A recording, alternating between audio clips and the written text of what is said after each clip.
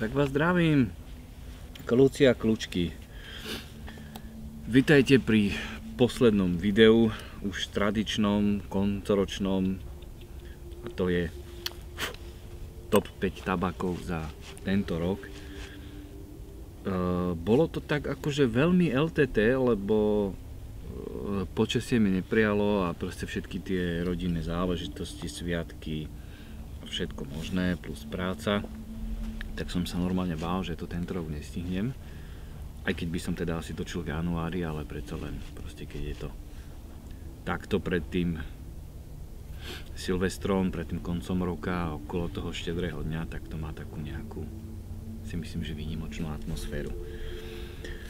A ja som si zobral so sebou normálne, že trio Petersoniek, pretože som normálne, že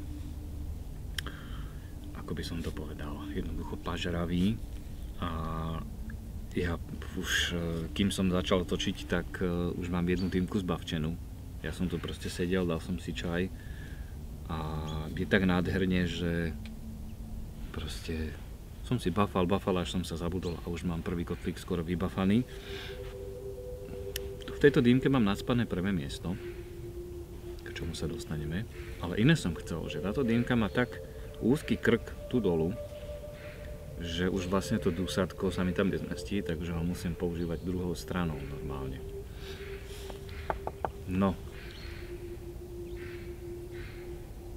Takže ja som už fakt doholil ten prvý kotlík. Idem si nacpať druhý s druhým miestom. Medzi týmito dvoma miestami bol inak veľký boj a naozaj som nevedel, že ktoré dať na prvé miesto, ale nakoniec som sa teda akože, nechcem povedať, že s ťažkým srdcom rozhodol, že kto je víťaz. No ale musím ešte povedať, že vlastne táto top 5 a vlastne však popri tom, ako budem bláboliť, môžem si nadspávať. No ale ja musím povedať, že táto top 5 bude úplne odlišná ako tá minuloročná. Nie je tam ani jeden jediný tabak, ktorý by sa umestnil aj tento rok, takže bude to veľmi napínavé a zaujímavé, si myslím, a aj s tým teda, že začína pršať a ja sa nemám kam skryť. Počasie na mne praje, tak snáď to nejako zmakneme dovtedy, dokým úplne zmoknem. A keď je nádherne, musím povedať, že je krásne hmlisto.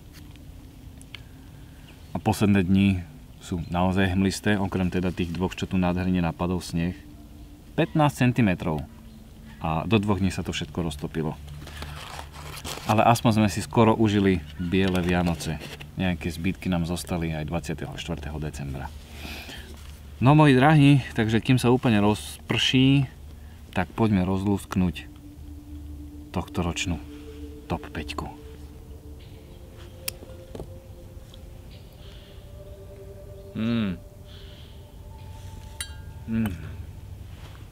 Bože, takto vonku to má takú atmosféru a ten tabak tak voní a špeciálne takto v zime, proste to je čistá nádhera.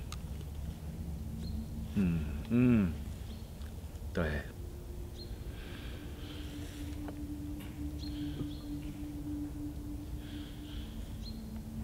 Bože.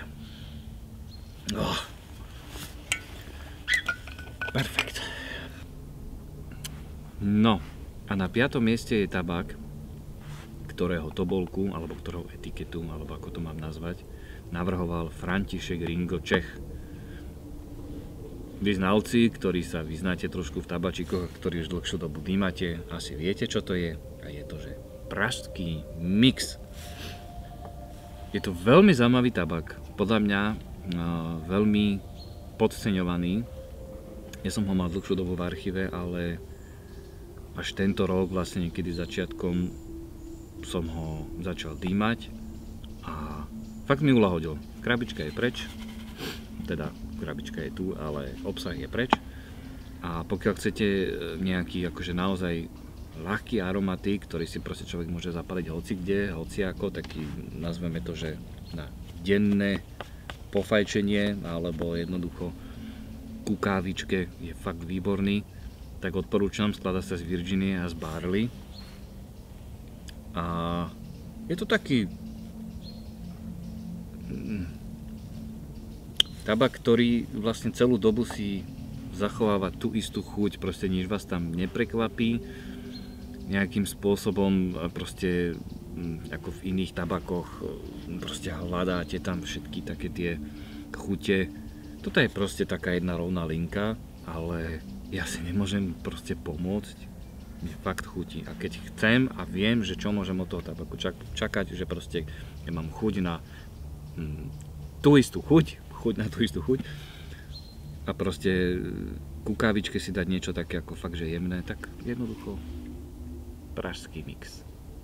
Človek tým nič nepokazí, myslím si, a skúste, uvidíte. Mne fakt, že vyhovuje, takže pražský mix. A pozor, ale treba ho nechať trošku odstať, pretože jednoducho mne viac chutí. Keď som si ho otvoril a nadspal, tak bol taký trošku štiplavý, ale ako náhle sa nadýchal, tak to bolo úplne skvelé. Takže miesto číslo 4, čo mám aj naspané v dýmke,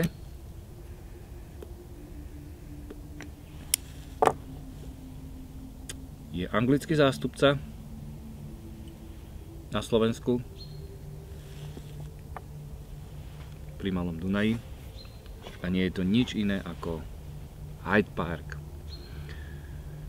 Mám poslednú tobolku, budem musieť dokúpiť, ešte som zistil, že sa dá, lebo chvíľku to vyzeralo, že to je veľmi, veľmi zlé. Tento tabak je z roku 2017. Exkluzívny, už pocukrený, proste to je tabak jak lusk. Nedám na ňo dopustiť. Takže 4. miesto Hyde Park, je to anglický tabak, svetlé a tmavé virginské tabaky a barley a javorový cukor. Proste čo viac môže chcieť človek.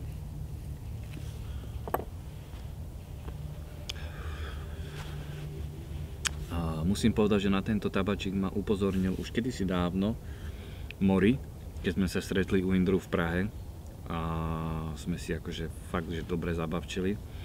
Bolo to naozaj že výborné, krásne stretnutie a aj sme u neho prespali, alebo teda ja.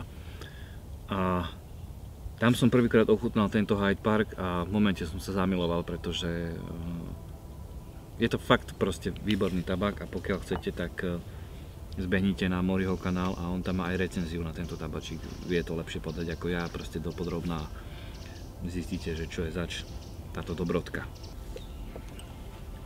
Ja som musel prestať normálne na chvíľku točiť, pretože zrazu tu bolo asi 15 ľudí, auta, proste sem nikto nechodí a teraz zrazu. Tak som to celé musel zbaliť a znova som to teraz vybalil. Človek nemôže v kľude natočiť ani to 5. Všade je tak strašne veľa ľudí, keď sú tieto sviatky, že človek by mal byť tak nejak akože v kľude a v pohode a nejakým spôsobom si oddychnúť od všetkého a proste nabrať nejakým spôsobom sily a stíšiť sa hlavne, o tom to je. Ale tí ľudia sa proste správajú jak... Nebudem to radšej komentovať. Takže 3. miesto je Blue Danube. Jediný tabak, ktorý nezoženiete ani na Slovensku, ani v Čechách, ani v Nemecku. Je to vlastne tabak z Ameriky, ktorý mi doniesol jeden môj kamarát. A ja mám tento tabak už dlhé roky veľmi v obľúbe, ale tým, že som ho nedýmal často, pretože som si ho šetril, ale tento rok som si proste povedal, tak mi nejakým spôsobom znova zachutil a keď už nemáme Flying Finger, tak je to taká pre mňa trošku náhrada za tento tabak, aj keď sa k nemu dá veľmi ťažko dostať, ale proste skvelé. A ten názov ma upútal hneď ako prvý, kedysi dávno, proste Blue Danube, keďže ja ten Malý Dunaj, to je moja srdcová záležitosť, tak som si ho proste kúpil, ešte keď sa to dalo nejakým spôsobom bez problémov.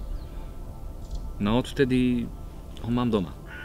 Proste vždy, keď mám možnosť, že niekto ide do Ameriky a má možnosť mi ten tabak proste priniesť, poslať alebo čokoľvek, tak som vždy veľmi vďačný, pretože to je naozaj po šušňaní a je to čokoládový tabačík, extrémne jemný. Milujem si ho dať ku čaju alebo ku káve, to je proste úplne skvelé. Nádherne voní, všade kam prídem a nacpnem si tento tabak, tak proste ľudia sa pýtajú, že wow, čo to je, a som za hviezdu, takže Blue Danube, miesto číslo 3. No, ako som už spomínal, miesto číslo 2 a 1 bol medzi nimi veľký boj, ale nakoniec miesto číslo 2, náš youtuberský tabak z roku 2017. Brutálne dobrý tabak. Brutálne dobrý tabak. Proste je namiešaný tak, a tým, že je teraz proste odstartý z roku 2017, ja sa idem zabiť po tom tabaku. Normálne, že toto je moja posledná tobolka, ešte neotvorená. Mám na nejaké 2-3 dýmky ešte tento tabak v takej tej sklenenej dozičke. No a musím povedať, že brutálny. Hotovo. Proste krásna chuť, proste po marhuliach, alebo ako by som to nazval. Keď ma zabijete zloženie, si už nepamätám, aké to je. A tým vlastne, že je to tak máznuté tou latakijou, idem sa utlcť. Veľmi jemný, horí brutálne, proste milujem ten tabak. No, čo vás k tomu dodať? Proste miesto číslo 2, geniálny. Náš youtuberský. No.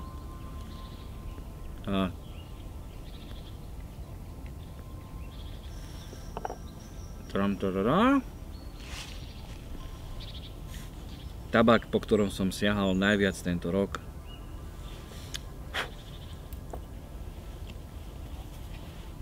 Peterson Sherlock Holmes. Proste ešte nikdy sa mi nestalo, že by som vydrúlal 3 tobolky za rok. Pri tomto som to dal. Je to proste šmakotinka, ale že par excellence. Myslím si, že nemusím tento tabak vôbec nikomu predstavovať. Myslím si, že ho poznajú komplet všetci. Je to proste taká malá, veľká legenda. A preto vlastne dneska mám aj 3 dýmky Peterson, zapalovač Peterson. 2 tabaky sa umiestnili značky Peterson v tejto peťke, takže som si poňal Petersonské Vianoce. Čo so mnou. Takže Peterson Sherlock Holmes je to tabak, ktorý sa skladá z Virginky a z Orientu. Je ľahko aromatizovaný, stredne silný tabak, úžasný ku káve a k čiernemu čaju s citrónom. Proste skvelé, skvelé. Pozor, musí byť vlhký. Ako ostatné tabaky by mali byť nevlhké, tak tento, aspoň teda mne to tak šmakuje, keď je trošku vlhkejší, pretože ak je suchší, tak extrémne rýchlo horí a potom to nechutí tak, ako má. Takže Peterson Sherlock Holmes, moje číslo 1 tento rok. Máme to za sebou, moji drahí priatelia.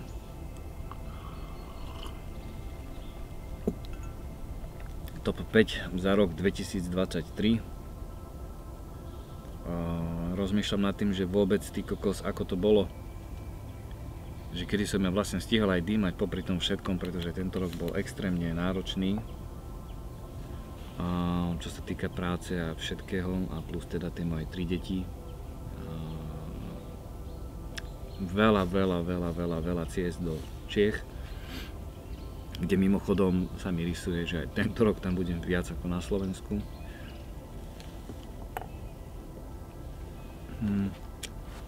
Medzi tým som sa začal nejakým spôsobom pohybovať aj po Uherskom ostrohu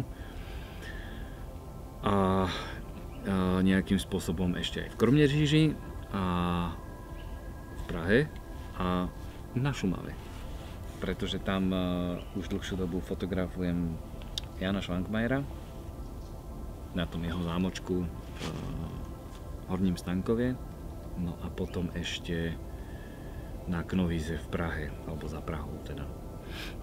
Takže aj z toho bude asi, predpokladám, tento rok nejaká výstava, by mala byť. Takže to vyzerá tak, že si môžem vlastne prechodné bydlisko už nahlásiť do Českej republiky. Čo ma napríklad nesmierne teší, pretože ja milujem tie české krčmičky. Tam človek hoci kde zablúdi, proste to je jedno, do ktorej si sadne, všade sa dobre naje, všade si dá dobré pivo, všade sa proste výborne posedí, proste milujem tie atmosféry v tých krčmičkách vašich českých, to je proste čistá nádhera. Takže chodím tam veľmi rád a teším sa, že sa tam zdržím ešte aj tento rok. Veľa z vás mi písalo, pretože vedia, že chodievam týmto smerom kade tade, len vždy je to proste pracovne tak veľmi náročné, že ja sa proste nestíham s nikým stretnúť, ani si s nikým zabavčiť dýmečku. Na veľa týchto výprav si beriem aj dýmky, ale nie vždy si stihnem ja sám zapáliť, proste niekde v kľude. Takže možno niekedy tento rok, neviem, že by som sa s niekým mohol stretnúť, aby sme si proste pokecali, pobavčili. No, kľúci a kľúčky, takže to je všetko, dosť bolo dristania. Želám všetkým ešte krásne sviatky. Želám všetkým všetko, len to najlepšie v novom roku, veľa zdravia, šťastia, lásky, to je dôležitá. A s takou nejakou prosbou, možno buďme k sebe dobrí. Takže priatelia, nech vás chladný dým sprevádza.